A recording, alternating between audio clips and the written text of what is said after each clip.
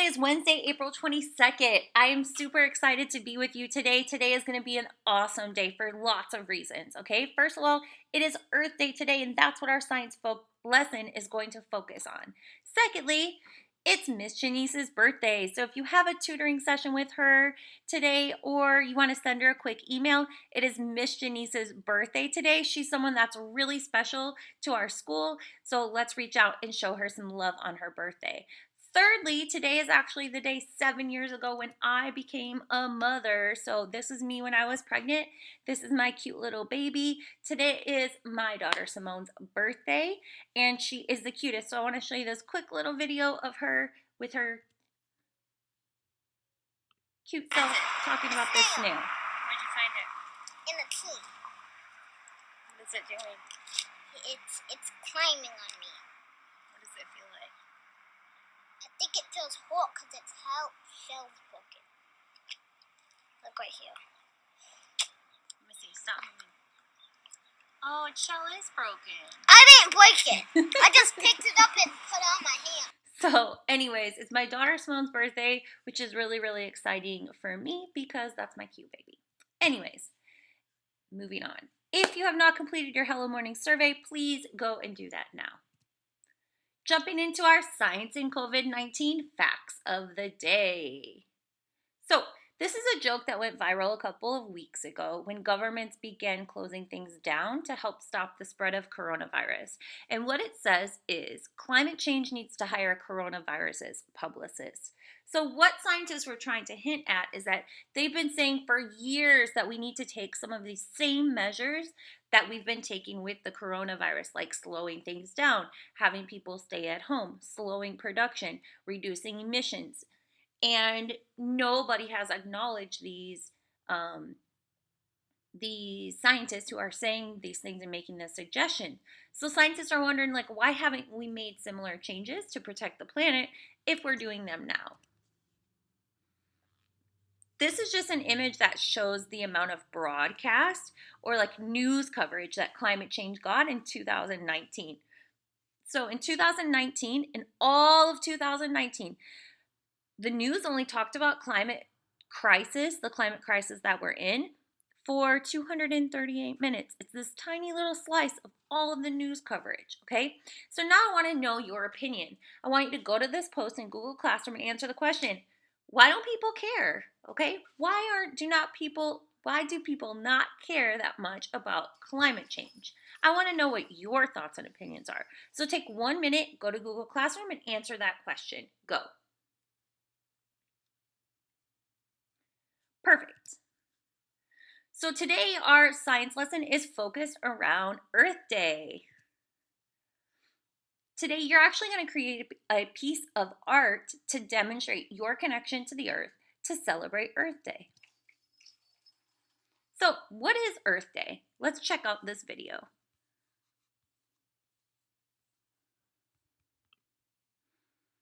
This is your home, planet Earth. A living spaceship flying through the cosmos at 1,000 miles per hour. No matter what type of human you are indigenous to Earth. Earth is foundational to all life and unifies us. So magnificently present and abundant in our experience that we often take it for granted. During this global quarantine, our sense of separation from nature is more pronounced than ever. And yet, while humanity cocoons itself indoors, nature flourishes, breathing a sigh of relief from humanity's persistent extraction. The engine of modern civilization has nearly turned off. And while it's off, we have a moment to consider. Do we really want this machine to keep barreling forward in the same way? Before we turn it back on, what would we change? How would we course correct? What do we know now that we got wrong when we built all of these systems? And how can we make small shifts to bring it all back into harmony with nature? What if we decided that proliferating billions of single-use items was simply not an option? What if we consider the full lifespan of everything we created and the impact it will have on our planet for 7 generations? What if we decided to live in the awareness that we are nourished and supported in every moment by the fruits of our earth? We must remember that the water that fills our bodies was birthed by the earth. The air we breathe was first exhaled generously from our friends in the plant kingdom. Our food begins with this and results in this. This is the magic of our beautiful and majestic planet Earth.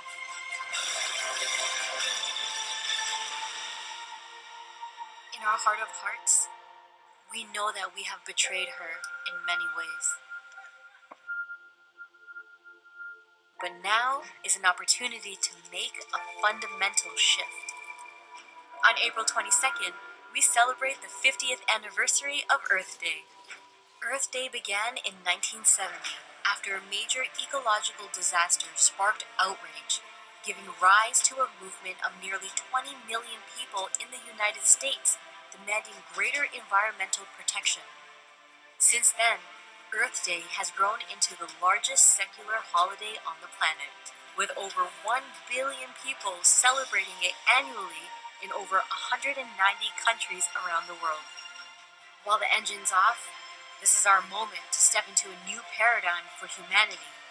A moment where we recognize our symbiotic nature with our living home. This living being. No matter what your situation is or where you are, we invite you to find a way to connect with nature and give thanks. Okay, so this highlights what Earth Day is. It's a day to commemorate the Earth, show some love, show some respect, and try to think about how we can do things better for our Earth. So you may be wondering, like, while we're at home, what are some things that we can actually do to show some love to the Earth? So let's go through a quick list of things that you can do now.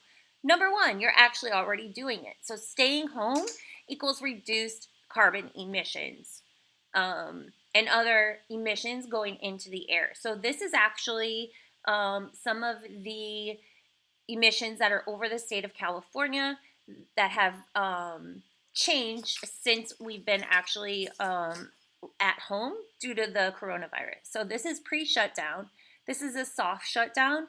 This is when the shelter in place orders first started, and then this was like more stringent full shutdown. Okay, so this is actually NO2, and this is showing that there's definitely a change. So the more we stay home, the better it is for the environment.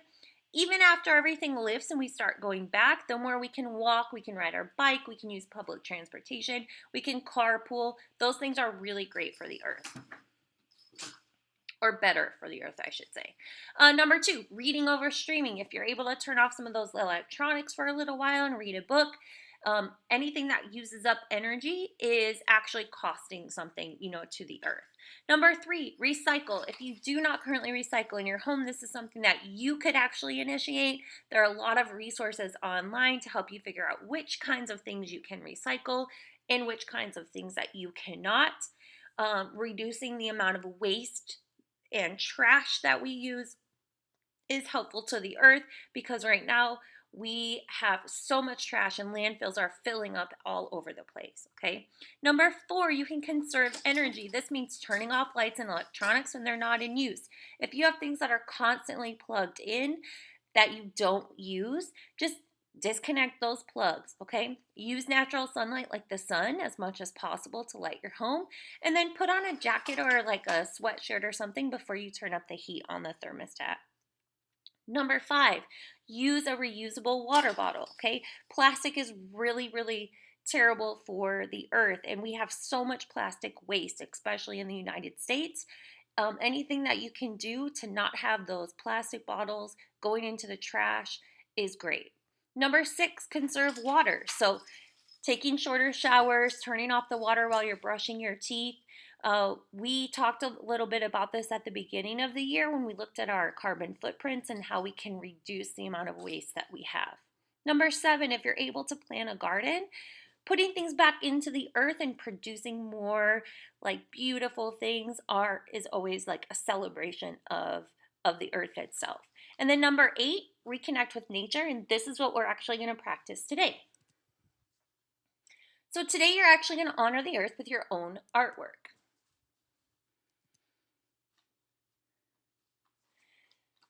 There are some really cool submissions that students all over the country made for this Earth X art contest. You can see those by clicking here.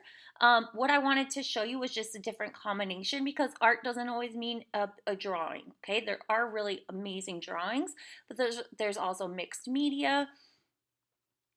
This student actually created like a clothing line. These are drawings. This is a really interesting drawing. It says first aid for a choking earth.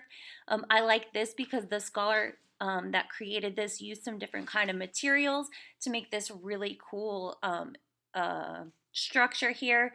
This person actually painted shoes. So these are just different examples to show you how other people have commemorated Earth Day. There are lots of professional artists also participating in Earth Day. So I posted this here. If you click on this site, it will take you to like an online gallery where you can see some of the really cool exhibitions that are honoring Earth Day. This artist is actually releasing different images all throughout the day, and these are optical illusions. So you can actually, if you go to this site, you can look at the black dot in the middle for about 10 to 15 seconds and then look at a blank surface and you'll see actually a different image, which is really, really cool. This is my Earth Day project.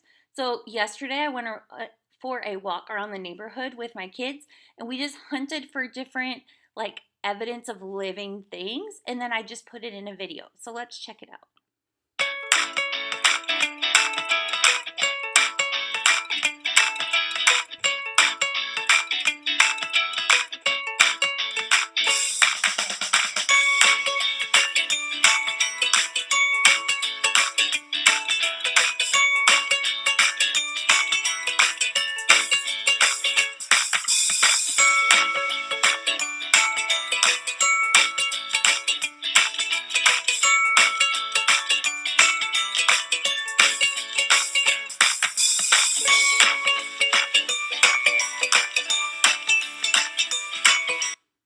Okay, so here's a link to the app that I used. It took me literally about 10 minutes to create that video. So you do not have to create a video as your art, but this is just an example of what I was inspired to do. So when I say go, you're gonna go outside. No, really, you're gonna go outside. You're gonna go for a quick walk around the neighborhood and connect with the earth. So you could hunt for biodiversity like trees, plants, animals. You could take pictures if you have a cell phone and make a video like I did, or you could take pictures and create something else with it. You could hunt for evidence of human impacts. You could look for ways that we've damaged the earth, maybe trash, maybe deforestation.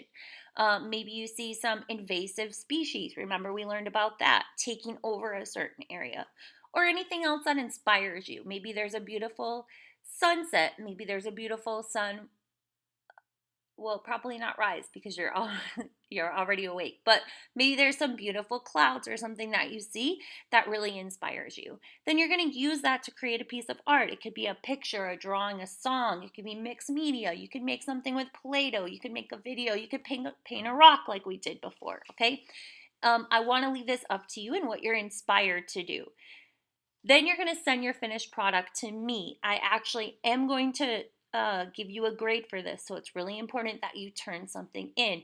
If it's something that you build, you can just take a picture of it and send it to me. Okay, make sure you get that finished product over to me. I also put a link here. There are tons of really cool things that are happening all day online. So if you click on this link, Earth Day Live, there are lots of different speakers, musicians that are performing, and there's actually going to be a concert, I believe at 8 o'clock tonight. So if you click here, you can participate in Earth Day. Of course, if you have any questions, send me an email, give me a call. I'm always here to help you. And I can't wait to celebrate Earth Day with you and see what wonderful creations you come up with. Bye, team.